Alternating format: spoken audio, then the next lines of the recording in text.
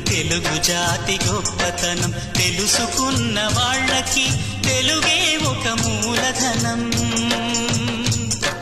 తల్లి తండ్రి నేర్పినట్టి మాతృభాషరా, తెలుగు మరచిపోతే వాళ్ళని నువ్వు మరచినట్టురా, ఇది మరువబోకురా.